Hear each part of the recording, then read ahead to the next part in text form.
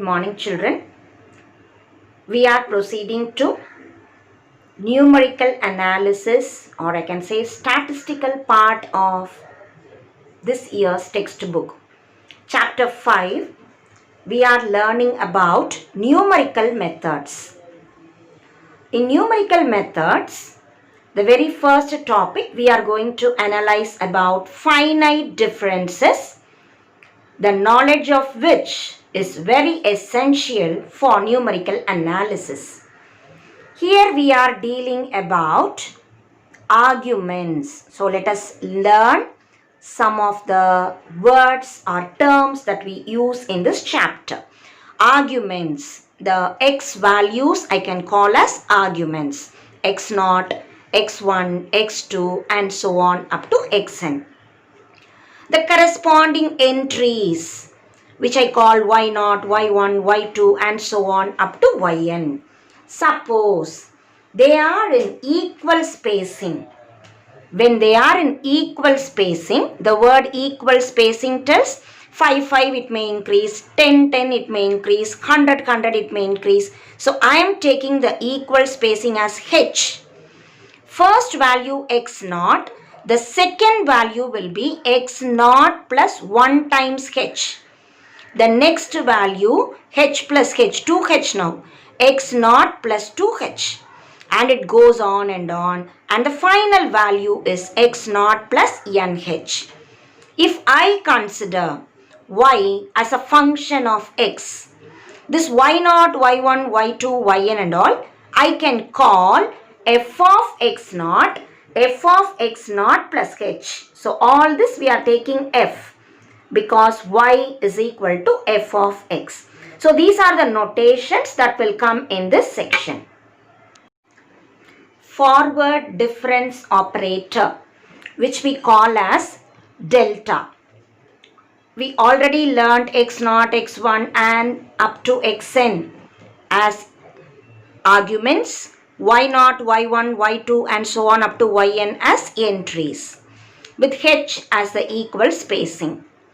Del y0, so this delta I am treating forward. The word forward means right minus left. So I want delta y0 means it will be y1 minus y0. Delta y0 I write y1 minus y0. Then how about delta y1? Delta y1 will be right minus left. So y2 minus y1. Delta y2, what would be the next number? y3. So y3 minus y2 and so on. I can generalize. What is delta yn? See, when I want 2, it is 3 minus 2. When I want n, it is yn plus 1 minus yn. Not means not would be second number. 1 means 1 would be second number. N implies n should be the second number. So this will be the next number. So yn, the next number is yn plus 1. So what is delta yn? Yn plus 1 minus yn. In general, what we do in the problems, delta f of x. How to write delta f of x? We know if it is equally spaced with h, delta f of x implies this will come here. So what would be the right of it? Plus h. F of x plus h. So very important formula that we will use in the exercise problems. So what is delta f of x? Or in short I can call del f of x. So what is del f of x? F of x plus h minus f of x. And del I call forward difference operator. Now the question is, when forward is there backward? Yes. Backward difference operator we call nabla. So this symbol we call as nabla. Then what is backward difference operator? Here forward y0 comes second. I want right minus left. For backward nabla y1 I will write as y1 minus y0. Similarly, nabla y2 will be y2 minus previous one, y1. So, if I want nabla, I subtract the previous one, y2 minus y1. Similarly, you tell me now how to write nabla yn. Yn minus y. What is the previous one? N minus 1. Yn minus yn minus 1. So, how to write nabla f of x? It will be f of x minus f of x minus h. So, let us see. Delta y0 implies y1 minus y0, whereas nabla y1 implies y1 minus y0. Nabla y2, y2 minus y1. Nabla yn, yn minus yn minus 1. So, delta and nabla, we must remember this is forward and this is backward difference operator. We introduce shifting operator E.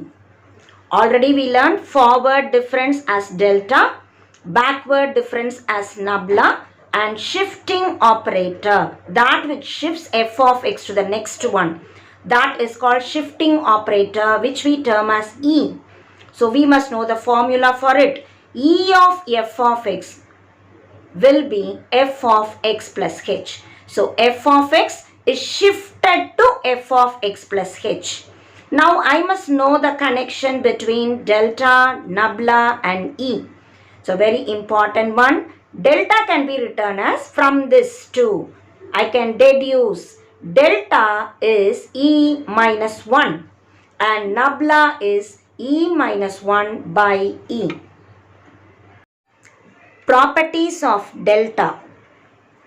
Delta you can compare with derivative idea, because already we learned differentiation.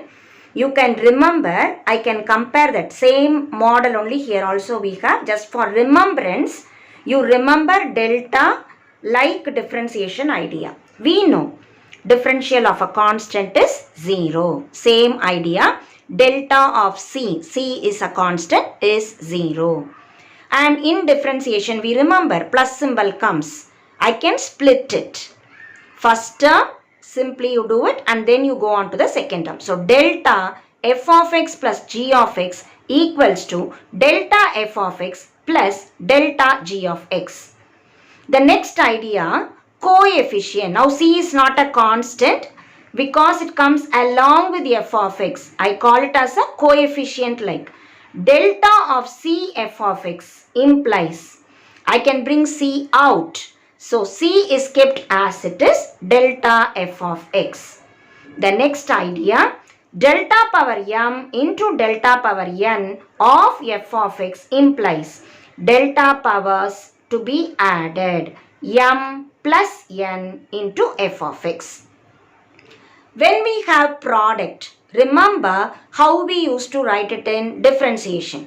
Keep the first term, differentiate the second term, plus keep the second term, differentiate the first term. The same idea, here we have delta of f of x into g of x. Keep f of x, delta of g of x, plus keep g of x, delta of f of x. So, keep the first term, delta of second term, plus keep the second term, delta of the first term. So, almost like our product rule in differentiation. The same idea I can extend for quotient. Delta of f of x by g of x. Remember, v u dash minus u v dash by v square. The same idea, g of x into delta f of x minus f of x into delta g of x by, instead of g of x the whole square, how we do it in differentiation. Here we have g of x into g of x plus h. So, let us remember these formula mainly for objective type questions. Certain proofs that are very important. under 2 or 3 marks. Prove that delta equals E minus 1. Now let us remember what is delta and what is E. Delta of f of x. What is the formula? F of, it's a forward difference. So, x plus h minus f of x. But we know E is nothing but f of x plus h. So, instead of f of x plus h, E is the shifting operator. F of x becomes f of x plus h. So, in this, instead of f of x plus h, I can write E of f of x minus f of x. In these two, f of x is common. What is left out? E. Here nothing means 1. So this side I have delta of f of x. Here I have E minus 1 of f of x. F of x I can remove. So this operation delta is nothing but E minus 1. So that is the question. The second proof, E delta equals to delta into E. Now we know what is delta formula and E formula. Let us start with LHS. So what is the LHS? E delta. Consider E delta of f of x. So keep E as it is, delta f of x. What is the meaning of delta actually? Let us substitute from here. F of x plus h minus f of x. Now, E is out. Here we have minus symbol. E split for addition or subtraction. So take E in. E of f of x plus h minus E of f of x. What is E actually? Shifting operator. That is, x will become x plus h. So x plus h will become x plus h plus h. That is x plus 2h. So E of f of x plus h will become x plus h plus h, that is x plus 2h, minus E of f of x is f of x plus h. Now, how to write this f of x plus 2h? Minus f of x plus h. Come back to this formula. X plus h minus f of x implies delta f of x. So, x plus 2h minus f of x plus h is, this second will come here. So, I will write it as delta f of, the second is x plus h. So, I get delta f of x plus h. F of x plus h, I can remember this again. E of f of x. So, I rewrite this as del, instead of f of x plus h, I write E of f of x. So, we started with E of delta f of x but ended with delta E of f of x. So, this is the RHS. So, from these two, cutting f of x, I understand E into delta equal to delta into E, and that is the proof. Prove that nabla equals E minus 1 by E. This symbol, let us remember, we read it as NEPLA. Nabla. And we know what is E, shifting operator. E of f of x equals f of x plus h. In this question, I want NEPLA and E combination. So, we have written both the formula. NEPLA is the backward difference operator. This will come first. The previous one will come here. But I don't want f of x plus h. What I want is f of x minus h. E is the shifting operator. It goes like this way. If I want f of x minus h, it will be e power minus 1. Remember, x becomes x plus h, it is simply e power 1 h.